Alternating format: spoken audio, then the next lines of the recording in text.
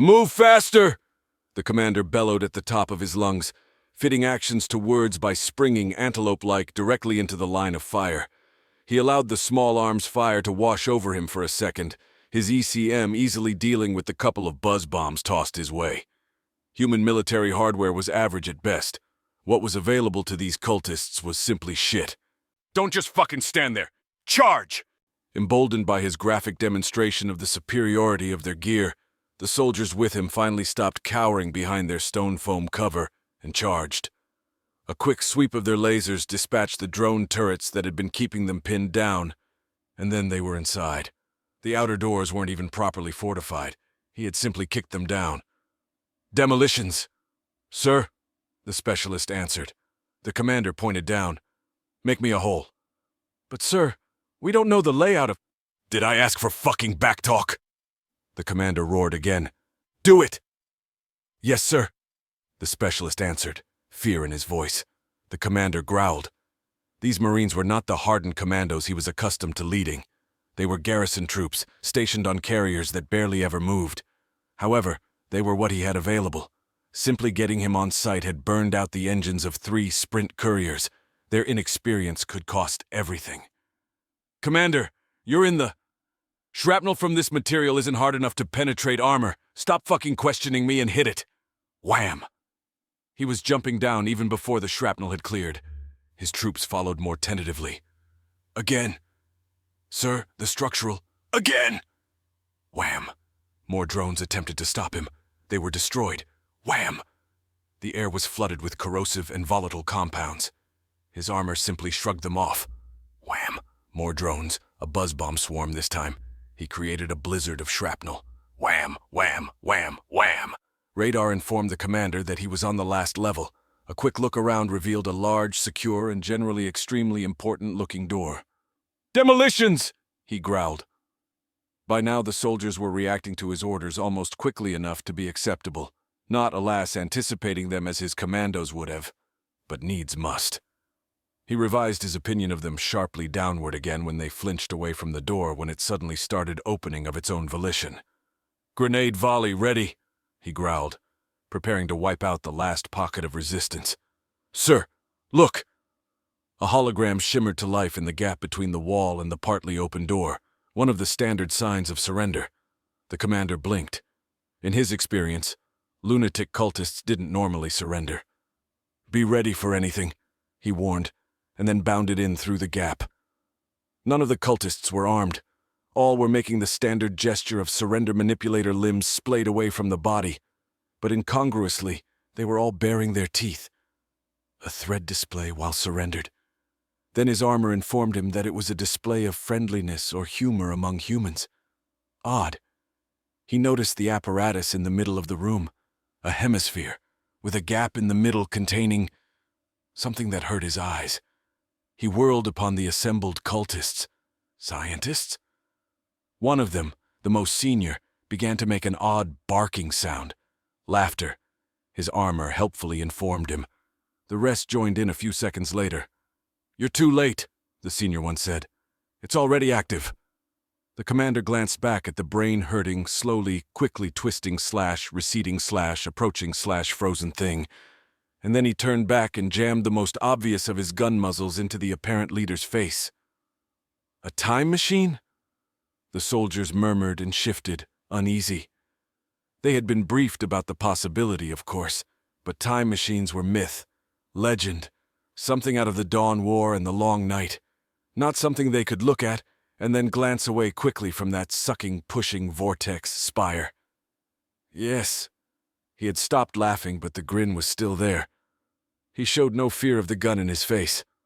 How long? He roared. About a minute now, the human cultist scientist said. A minute? Just a minute? Have you gotten anything through? Just enough to confirm it works. The grin, if anything, seems to be getting wider, but surely it couldn't be. It already looks like the top of his head is getting ready to unzip itself and fly away. Well, whatever mad plan you had, it ends here. He glances back towards the jelly hole thing. No, nothing is going to come out of it. It's going to be destroyed in a couple of minutes, and that will be the end of it. He manages to convince himself that he's not trying to convince himself. Demolitions! The people seated in the small, shielded room are universally walking violations of the Plenipotent Peace Commission's laws against immortality, cybernetic augmentation of the brain, artificial general intelligence in one instance. They are all anonymous. None are seated before another. They are the shadow government of the human race, one beyond the control of the PPC. And the project was successful? The Oracle, in the 5 minutes it was operational, was able to transmit a staggering amount of information out the hyper-secure hardline. It hasn't been completely sorted yet, but preliminary analysis says we should have reliable data out to a century at the minimum, degrading into total uselessness out to 500 years. And the real goal? The voice is sharp, impatient. In response, a hole opens in the center of the round table, and a platter-bearing interface crowns rises smoothly into the gap. Each of the figures takes one and fits it to their cybernetics. There is a long minute of silence as they digest the revelations within. Finally, one of them breaks out in a fit of nervous giggling. One by one, the rest of the anonymous figures join in, the sound deepening into hysterical laughter. It gradually tapers off, and after a few minutes the small, stuffy room is once more completely silent. "We've won," one of them whispers. The commander is dying. Nothing would be obvious to one not already very familiar with his species. His kind remain near their prime, right up until they keel over dead. He can feel it coming on, though, and his doctors agree. Euthanasia has a long history among his race, and now he sits, his 4 whip-like legs coiled beneath him, on the red desert rock he has loved since childhood. "I within, I come to rejoin you," he thinks, and slips the tab under his tongue. There's a fad for euthanasia drugs that create a feeling of oneness with the universe as they shut down the mind. But the commander's is simple, traditional. His final regret, as his mind slips away, is that they never did figure out who was ultimately behind the time machine despite all the purges. Then he is wide awake and healthy, still sitting on the red desert rocks, gazing into the rising sun. Is this the afterlife? Yes and no. Without transition, a human is standing in front of him. With a shock, he realizes he recognizes the human, the leader of the scientist cult, all those years ago. "Well, this must be the afterlife. You were executed for crimes against sapience." This time, the commander doesn't manage to convince himself that he's not trying to convince himself. "Do you know what the cool thing about time machines is?" the human asks, instead of answering directly. The commander shakes his head. "The really cool thing about time machines is that they allow for a computer of literally infinite power," he says, and stifles a giggle. "Even after an infinite number of years to get used to it, it still astonishes me. If you hook up a computer to a time machine, it can compute anything. By sending the work it's done so far back to itself in the past. Even if the time machine itself exists for only, say, 5 minutes until someone blows it up, it doesn't matter because the amount of time available inside the machine is infinite." He pauses for effect. "This means that, with a time machine, you can simulate all possible universes, every possible combination of atoms and physical laws and probabilities, through sheer brute force, including the one that created the time machine in the first place." He pauses again, this time to allow the commander to absorb the bombshell he just dropped. The commander follows, barely. "So, how does that lead to this?" he asks. "It's quite simple, really," the human replied. "Since the time machine is running a perfect simulation of its own universe, that means it is also running a perfect copy of everyone in that universe. So while an instance of you died in the external universe, the instance running in the simulation was preserved.